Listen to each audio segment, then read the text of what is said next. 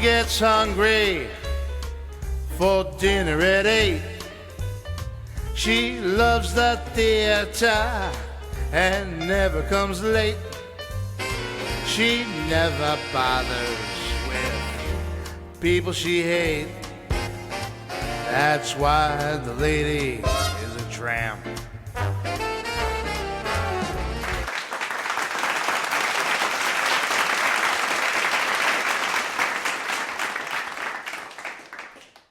Hello, everybody, and welcome into the Double T Podcast Network. I am your humble host, Double T, bringing to you the news that we think is fit. And more importantly than anything else, we bring you news that is accurate.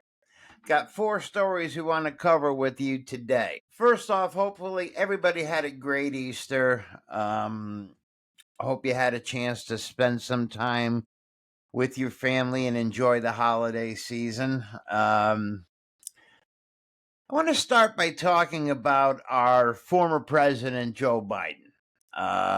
Joe is starting to pop his head up a little bit after his White House exit on January 20th, a couple months later now, and we're starting to hear from Joe. Joe gave a speech on Sunday to a group of disabled people. It was a group that works for disabled people. It's what I believe was afternoon snack time at the nursing home. I watched the footage of the Easter egg roll from the White House this year, and then I brought up the footage from the Easter egg roll last year. And I do have to say, thank God a staffer didn't have to dress up as an Easter bunny to keep Joe out of trouble. Do you remember that when the Easter bunny had come up to Biden and tapped him on the shoulder, and Joe turned around and went running the other way like a little kid? I mean, I'm hearing that he wants to go out and speak to the tune of $300,000 per speech, but I'm hearing that there's no takers. And I remember back when Hillary was getting $2 million a speech, and somebody looked at her and said, "Isn't that a little bit ridiculous?" And she goes, "Hey, if they'll pay it," which can't say I blame her. Let's put it to you that way. So that brings us to the number 2 person on that wonderful 4-year piece of our American history, Kamala Harris, the candidate of joy. In the meantime, one of our fearless Democratic leaders, Kamala Harris, has set up a political think tank for policies and ideas.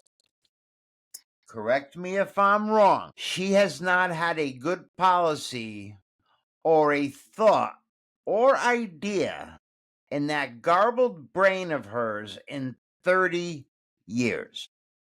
Stick with the Chardonnay, honey. Okay? I love the laugh. You're great at it.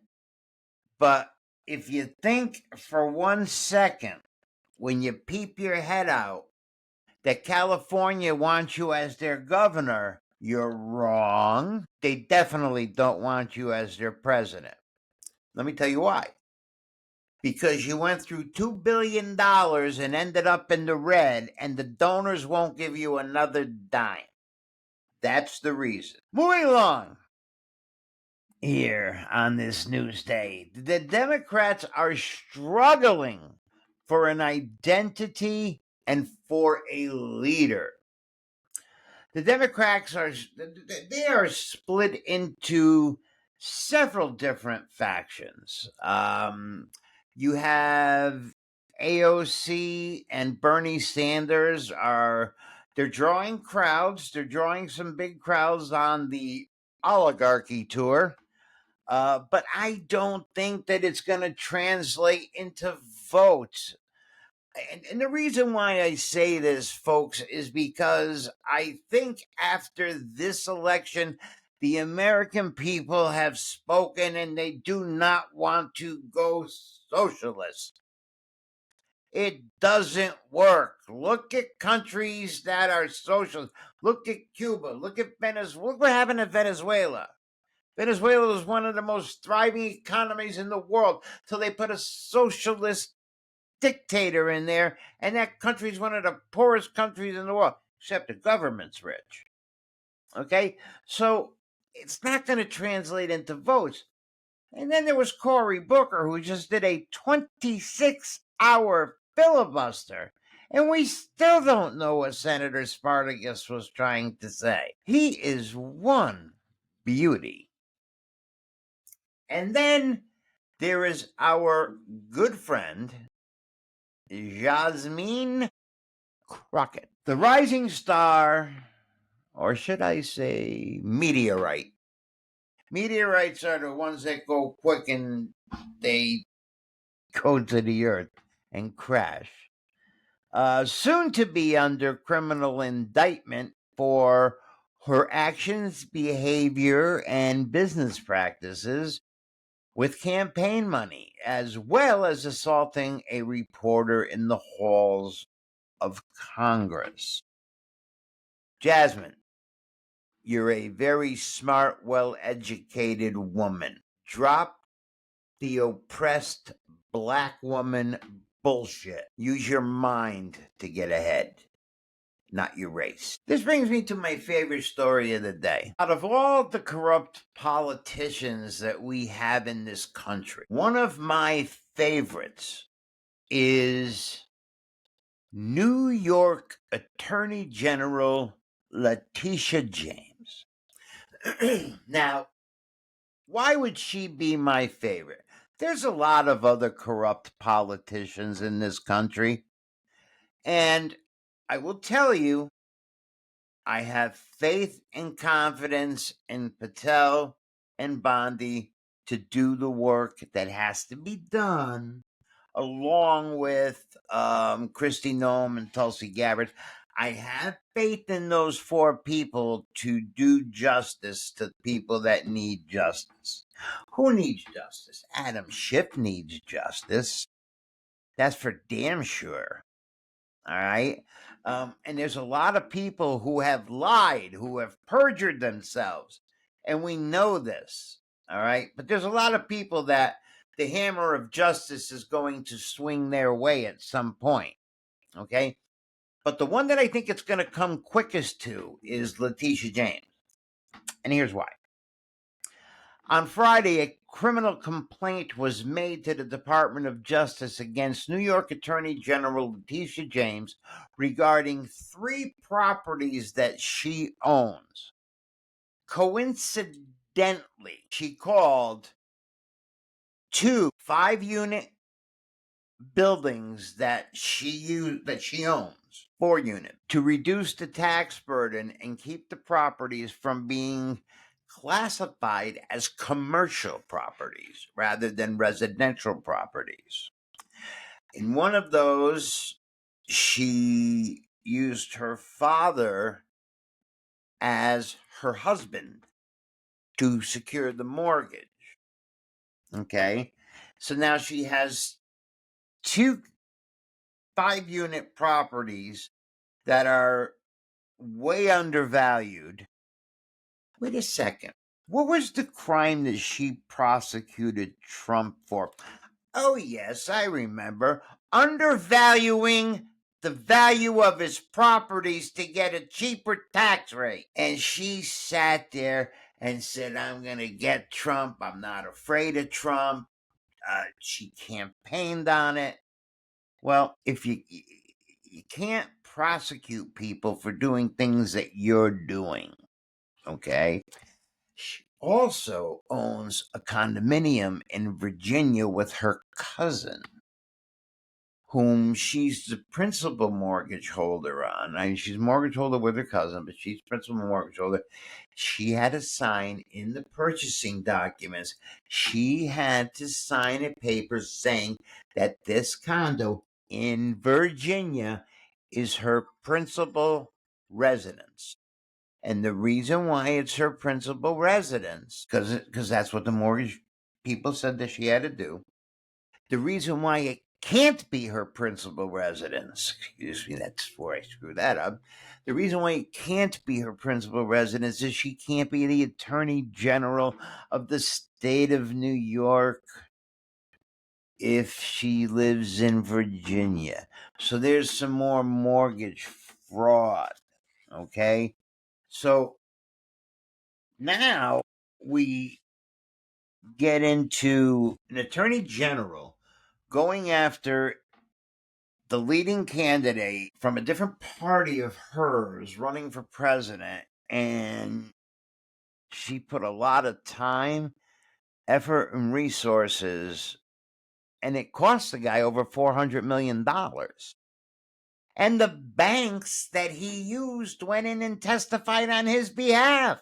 But you had a corrupt district attorney, you had a corrupt judge, and you have a corrupt attorney general there too, because Alvin Bragg's no wizard either.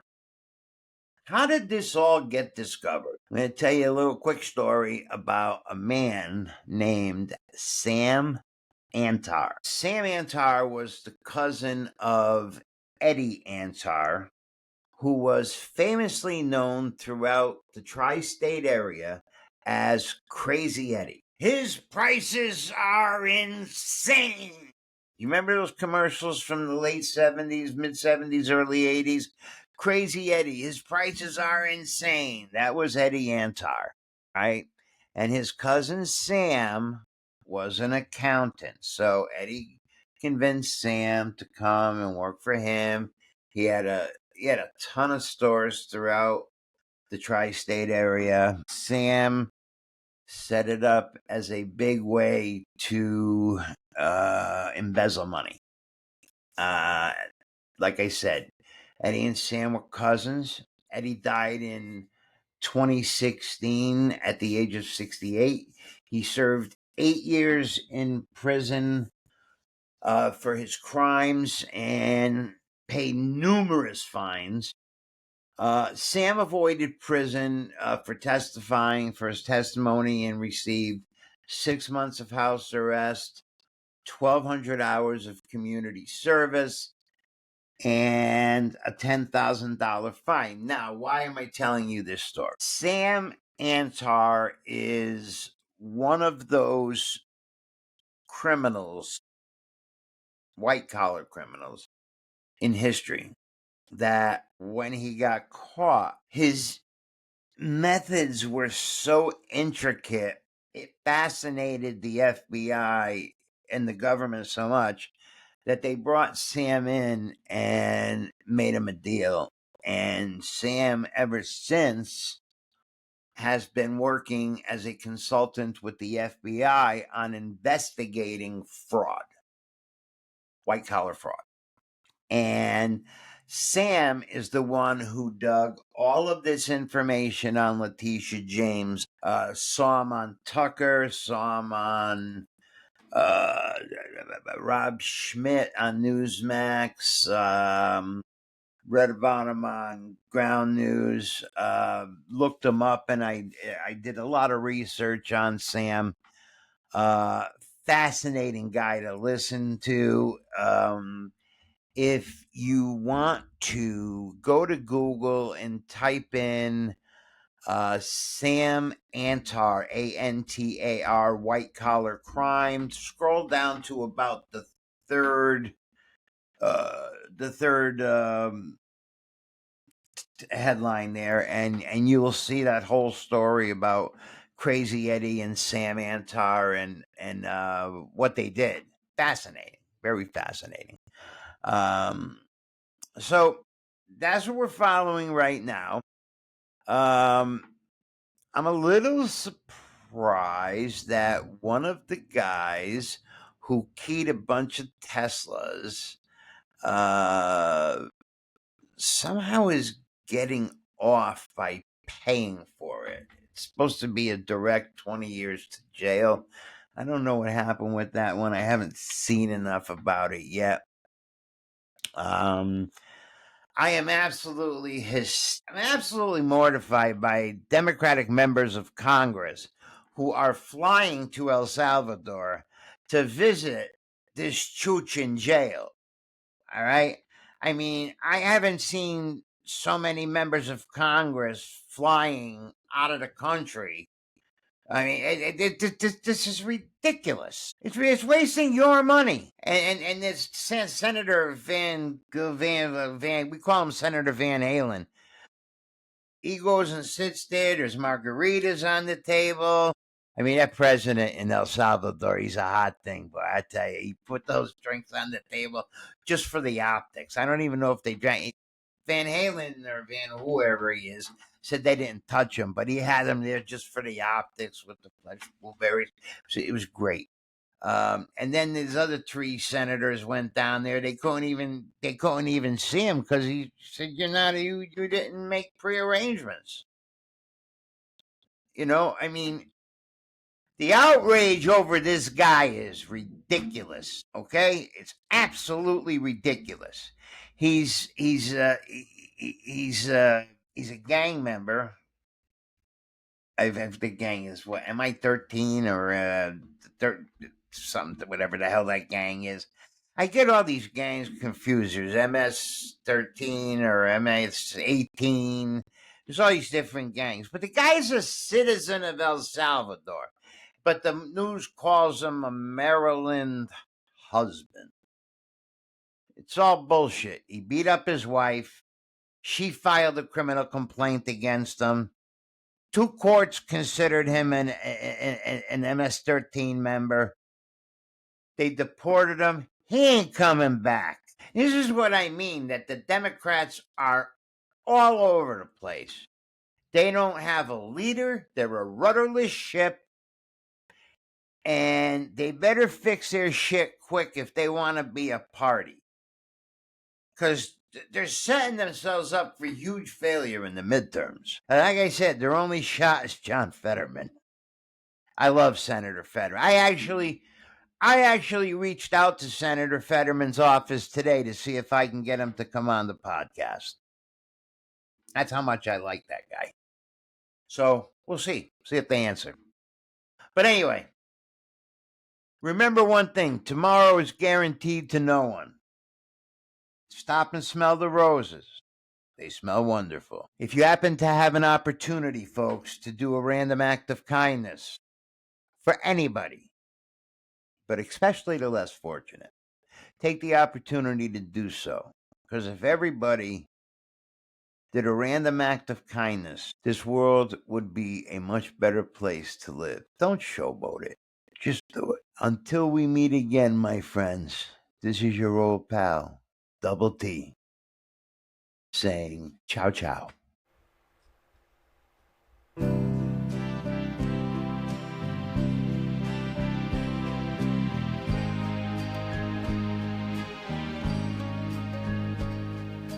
Memories pressed between the pages of my mind.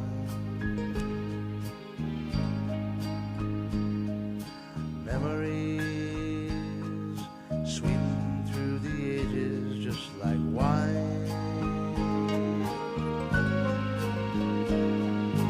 Quiet thoughts come floating down and settle softly to the ground like golden autumn leaves around my feet.